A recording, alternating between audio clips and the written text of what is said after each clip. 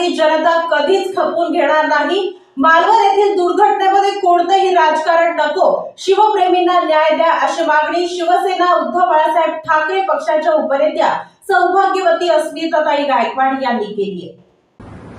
अतिशय दुर्दैवी आणि अतिशय मनाला क्लेश देणारी अशी घटना राजकोट किल्ल्यावर घडली।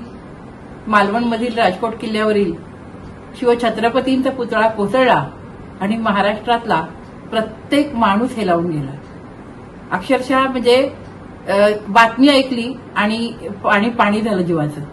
कारण ज्या छत्रपतींनी अख्खं स्वराज्य उभारलं त्या महाराष्ट्रामध्ये पंतप्रधान स्वतः येतात त्या पुतळ्याचं अनावरण करायला आणि 8 महिन्यात तो पुतळा कोसळतो।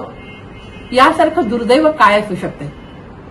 आणि खरोखर याचं राजकारण करू नका। आज त्या म्हणजे मला लाज वाटते, आमचे काही मंत्री अकलेचे ताळे तोडत होते आणि ते सांगत होते की जे काही होते ते चांगल्यासाठी। अरे तुम्हाला थोडी तरी जनाची नाही तरी मनाची तरी लाज बाळगा। जे काही होते ते चांगल्यासाठी।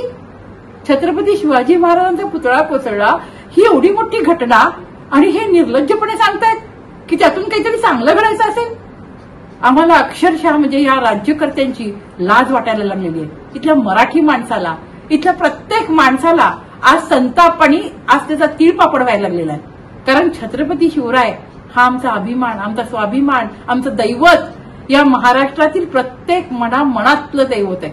आणि त्यामुळं या पुतळ्याबरोबर कोणतंही राजकारण करू नका। या पुतळ्याचं राजकारण न करता हा पुतळा परत तेवढ्याच दिमाखात कसा उभा राहील याकडे सगळ्यांनी लक्ष दिलं पाहिजे। आणि ह्या शिवप्रेमी जे आज संपूर्ण महाराष्ट्रातले शिवप्रेमी हे लावून गेलेत त्या शिवप्रेमींना आज न्याय द्यायला पाहिजे, त्यांना न्याय मिळायला पाहिजे।